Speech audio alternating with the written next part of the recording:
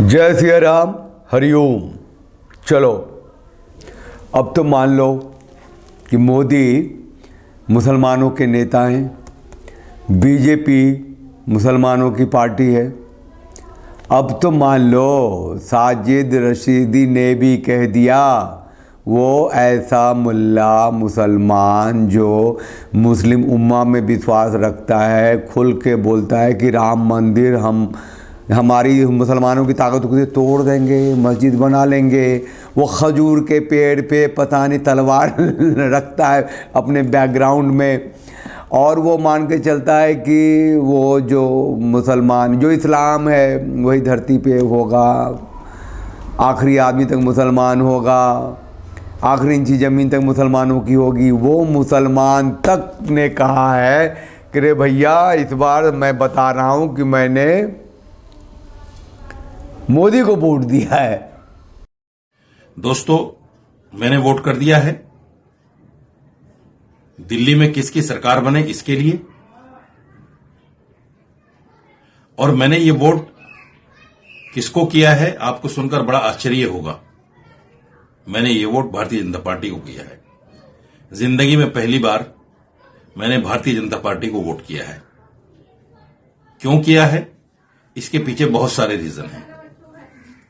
अब तक मुसलमानों पर एक एलिगेशन ये लगता रहा कि भारतीय जनता पार्टी को हराने के लिए मुसलमान वोट करता है, लेकिन ये मैंने वोट इसलिए किया आज बीजेपी को कि दिल्ली के अंदर बीजेपी जीते। और भी इसके पीछे रीजन है। भाई लोग, अब साजिदी रशीदी जैसा कट्टर मुसलमान तक ने मोदी को अपना नेता मान लिया। अब उसको हिंदू झुंझुना बजाते रहेंगे कि भैया नहीं नहीं वो हिंदू चेहरा है। बताइए, अब कई बार मैंने कहा है, कई तरीके से समझाने की कोशिश की। बहुत सारे मेरे जैसे लोग हैं जो जानते हैं कि ये जो भारतीय जनता पार्टी जो बीजेपी है उसका नींव में ही गांधी समाजवाद है, राष्ट्रवाद है, हिंदू राष्ट्रवाद नहीं है, था ही नहीं कभी।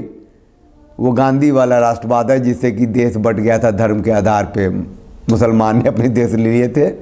अब बाकी नेहरू से लेके मोदी तक ने भारत को मुसलमानों का बड़ा सा देश ही बनाने की कोशिश की। अब मान लिया ना, उसने भी मान लिया ना। अभी कुछ दिन पहले चिल्ला रहा था ना कि दिल्ली में मौलवी मुफ्ती वो अजान नहीं देता मस्जिद में, उसका तनख्वाह को लेके उसको पार्टी वो केजरीवाल को डंडा किए हुए था, इनकलाब कर रहा था।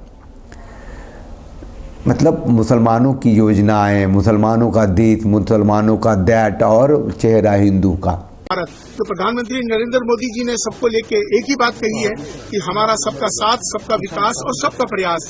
हमें उस सबको लेकर आगे बढ़ना है। प्रधानमंत्री नरेंद्र मोदी जी के नेतृत्व में जिस तरह से देश आगे बढ़ रहा है, विश्व गुरु बनने की अग्रसर है, तो हम सबको मिलकर आगे उनके साथ मिलकर पूरे देश की तरक्की के लिए, देश के सौहार्द के लिए हमें आगे बढ़ना होगा। मोदी ने क्या चपेटा मारा लोगों को, और कोई रास्ता भी नहीं छोड़ा।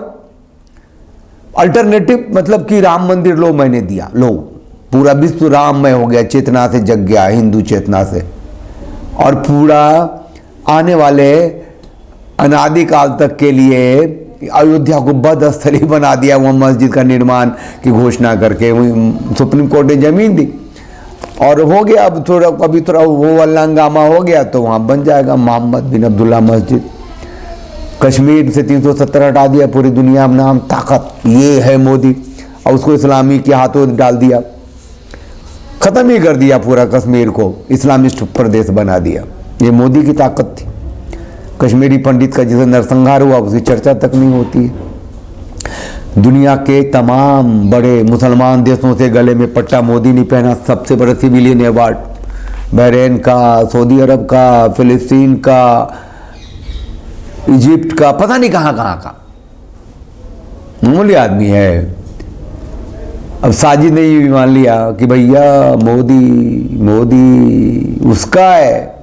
वो था ना राष्ट्रीय स्वयंसेवक, कहते हैं मदर ऑर्गेनाइजेशन, अब भारतीय जनता पार्टी मानते हैं ना।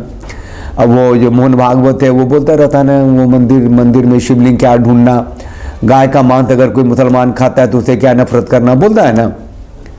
तो उसी वो आरएसएस का ऑर्गेनाइजेशन में मुस्लिम राष्ट्रीय मुस्लिम मोर्चा है। उसके मुसलमान भाई लोग जो मोदी की तारीफ करते हैं, आपको सुनना चाहिए। एक भाई लोग हैं, जरा सुनिए। सबसे पहले हमारा नारा है सारे मुस्लिमों का पूरे देश में, ना दूरी है ना खाई है, मोदी हमारा भाई है। और मोदी की गारंटी 101% सत्य हुई है और होती रहेगी आगे भी। बड़े बड़े मुसलमान भाई लोग हैं जो मोदी को समझ गए, पहचान गए हैं कि मोदी रहेगा तो उनकी बातचीत, उनकी सत्ता, उनका साम्राज्य यहाँ चलता रहेगा। देश का इस्लामीकरण आहिस्ता आहिस्ता बहुत तरीके से खट्टाक से एक दिन हो जाएगा, एक रात की सुबह पता चलेगा। और हिंदू अपना झुनझुना बजाते रहेंगे, है ना, वक्फ बोर्ड का संशोधन देखते रहेंगे, CAA NRC देखते रहेंगे, है कि नहीं। और सोचते रहेंगे कि आज न कल तो आ जाएगा मुस्लिम वो दो बच्चों का कानून आ ही जाएगा।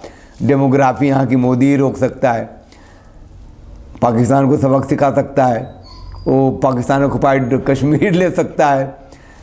अभी हंगामा मचा हुआ है वो ट्विटर पे कि भैया अमेरिका ने 108 भारतीयों को चेंड किया और उसमें 33 को भेज दिया, वो अहमदाबाद में आए। अबे पागल, 5 करोड़ के आसपास है ना भारत में रोहिंग्या, बांग्लादेशी घुसपैठी, उसमें से 1000-2000 को तो भिजवा लो मोदी से।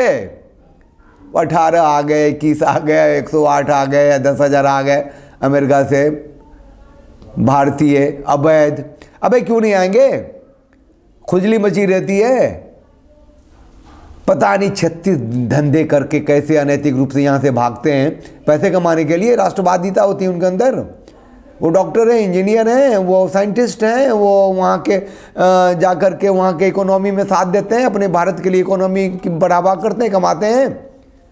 लालची लोग हैं तो होते हैं भाई, भाग जाते हैं किसी भी तरीके से ज़मीन जायदाद बेच के और वहाँ जा कर के सेटल हो जाते हैं। अब पता चला है कि नहीं उसमें अवैध थे तो भाई तो भेजेगा ना, तुम्हारे देश की ताकत है तुम भी भेज लो। लेकिन पता है ना, साजिद जैसे जो मौलाना है रशीदी, उसको पता है कि मोदी क्या है। अब उसको वोट दे के आया, भाई साहब आप लोग ही मान लो तो दिमाग ठीक रहेगा। जैसे साजिद रशीदी ने पहचान लिया मोदी को, हिंदुओं को भी पहचान लेना चाहिए, फिर सुविधा होगी विकल्प तैयार करने में। जो मोदी ने विकल्प ही खत्म कर दिया, मैं नहीं तो कौन, कहाँ जाओगे। दूसरा जो कांग्रेस है, दूसरा जो समाजवादी है, जो NCP है, जो ममता है, वो सब तो कहते हैं मुसलमान की सत्ता यहाँ रहेगी। अरे मैं कम से कम बोलता तो हूँ ना, मैं तुमको धीरे धीरे स्लो पॉइजन दे रहा हूँ, अचानक से दिन खत्म हो जाओगे, मुसलमानी सत्ता आ जाएगी। वो समझना है भैया मोदी को, और कुछ नहीं समझना है। अपना जो धर्म का ऑथोरिटी है उस पर आप खड़े हो सकते हैं, अपने आने वाली पीढ़ी को हिंदू की जो चेतना है, सनातन का जो धर्म है, उस पर वो जिए और मजबूती से खड़े रहे, राष्ट्र दिशा में बढ़े। उसके लिए ज़रूरी है पहचान लें। चैनल को लाइक कीजिए, शेयर कीजिए, सब्सक्राइब कीजिए, बेल आइकन को प्रेस कर दीजिए और ज्वाइन बटन को क्लिक करके प्लीज़ सदस्यता लीजिए। चैनल का साथ दीजिए, चैनल के साथ रहिए। जय सिया राम, हरि ओम।